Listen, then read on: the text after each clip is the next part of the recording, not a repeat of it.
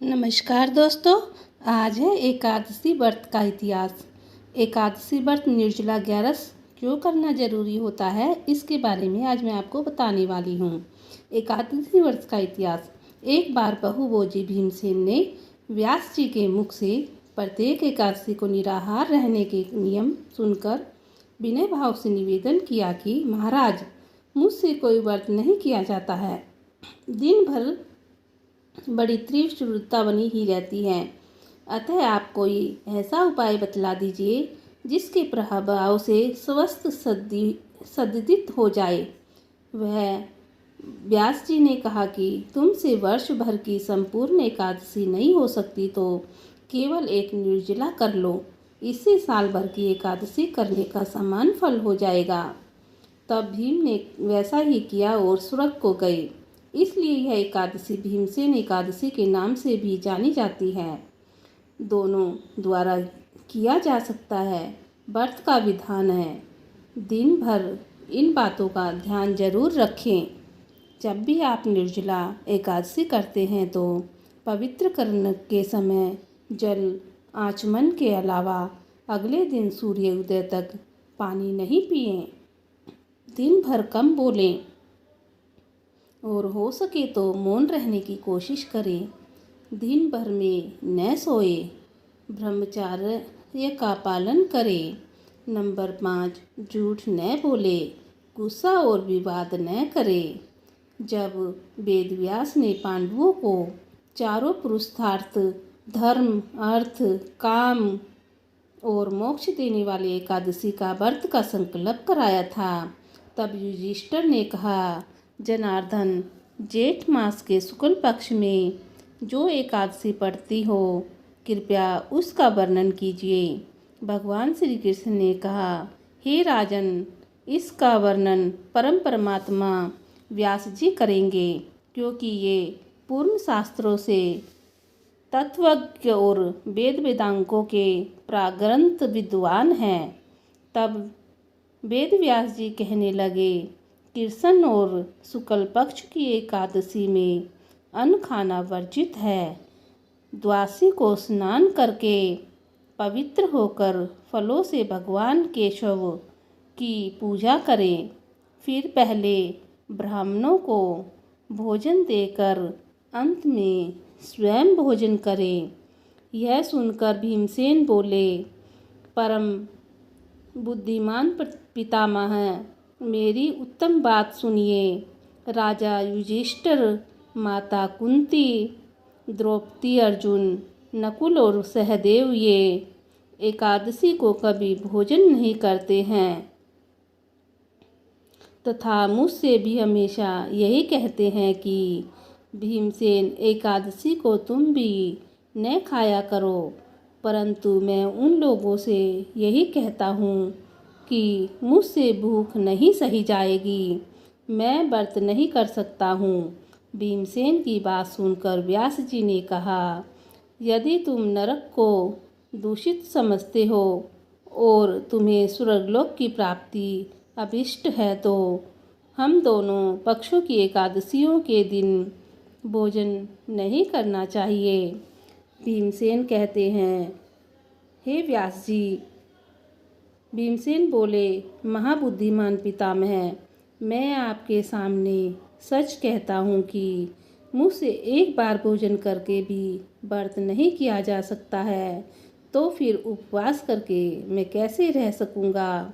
मेरे उदर में वृक नामक अग्नि सदा प्रज्वलित रहती है, अतः जब मैं बहुत अधिक खाता हूँ तभी यह शांत होती है।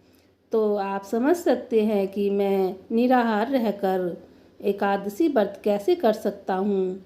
इसलिए महामुनि, मैं पूरे वर्ष में केवल एक ही उपवास कर सकता हूँ, जिससे स्वर्ग की प्राप्ति सुलभ हो तथा जिसके करने से मैं कल्याण का भागी हो सकूँ।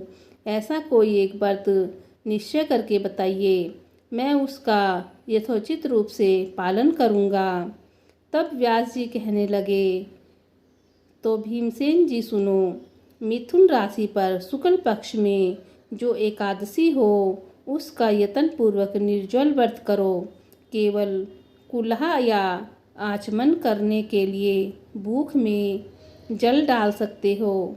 उसको छोड़कर किसी प्रकार का जल विधान पुरुष मुख में न डालें, अन्यथा व्रत भंग हो जाता है।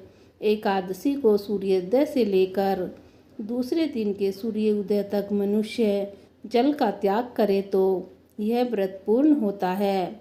इसके बाद द्वादशी को प्रातःकाल में स्नान करके ब्राह्मणों को विधिपूर्वक जल और सुवर्ण का दान करें। इस प्रकार सब कार्य पूरा करके जितेंद्रिय पुरुष ब्राह्मणों के साथ भोजन करे। वर्ष भर में जितनी एकादशियां होती हैं उन सब का फल इस निर्जला एकादशी से मनुष्य को प्राप्त कर लेता है। इसमें तनिक भी संदेह नहीं है। शंख चक्र और गदा धारण करने वाले भगवान केशव ने मुझसे कहा था कि यदि मानव सबको छोड़कर एकमात्र मेरी शरण में आ जाए और एकादशी को निराहार रहे तो वह सब पापों से छूट जाता है। कुंती नंदन पुत्र, निर्जला एकादशी के दिन श्रद्धालु स्त्री पुरुषों के लिए जो विशेष दान और कर्तव्य विधित है उन्हें सुनो। उस दिन जल में शयन करने वाले भगवान विष्णु का पूजन और जलमीय धेनु यानी पानी में खड़ी गाय का दान करना चाहिए। सामान्य गाय या घी से बनी गाय का दान भी किया जा सकता है। इस दिन दक्षिणा और कई तरह की मिठाइयों से ब्राह्मणों को संतुष्ट करना चाहिए। उनके संतुष्ट होने पर श्री हरि मोक्ष प्रदान करते हैं। जिन्होंने श्री हरि की पूजा और रात्रि में जागरण करे हुए इस निर्जला एकादशी का व्रत किया है उन्होंने अपने साथ ही बीती हुई 100 पीढ़ियों को आने वाले 100 पीढ़ियों को भगवान वासुदेव ने परम धाम में पहुंचा दिया है। निर्जला एकादशी के दिन अन्न, वस्त्र, गोजल, शैया, सुंदर आसन, कमंडल तथा छाता दान करने चाहिए। जो श्रेष्ठ तथा सुपात्र ब्राह्मण को जूता दान करता है वह सोने के विमान पर बैठकर स्वर्गलोक में प्रतिष्ठित होता है। जो इस एकादशी की महिमा को विधिपूर्वक सुनता और उसका वर्णन करता है वह स्वर्गलोक में जाता है। चतुर्थी अमावस्या को सूर्य ग्रहण के समय श्राद्ध करके मनुष्य जिस फल को प्राप्त करता है वही फल इस कथा को सुनने से भी मिलता है। भीमसेन श्रेष्ठ मास में शुक्ल पक्ष की जो शुभ एकादशी होती है उसका निर्जला व्रत करना चाहिए। उस दिन श्रेष्ठ ब्राह्मणों को शक्कर के साथ जल के घड़े दान करने चाहिए। ऐसा करने से मनुष्य भगवान विष्णु के समीप पहुंचकर आनंद का अनुभव करता है। उसके बाद द्वादशी को ब्राह्मण भोजन कराने के बाद स्वयं भोजन करे। जो इस प्रकार पूर्ण रूप से पाप नाशनी एकादशी का व्रत करता है वह सब पापों से मुक्त हो जाता है और आनंदमय पद को प्राप्त होता है। यह सुनकर भीमसेन ने भी इस शुभ एकादशी का व्रत आरंभ कर दिया। तो यह कहानी आपको कैसी लगी? तो आप भी निर्जला एकादशी का व्रत जरूर करें जो आपके बहुत ही काम आने वाली है और सारी एकादशी का फल आपको मिलने वाला है। तो आपको वीडियो थोड़ा भी पसंद आया हो तो लाइक और शेयर ज़रूर कीजिएगा।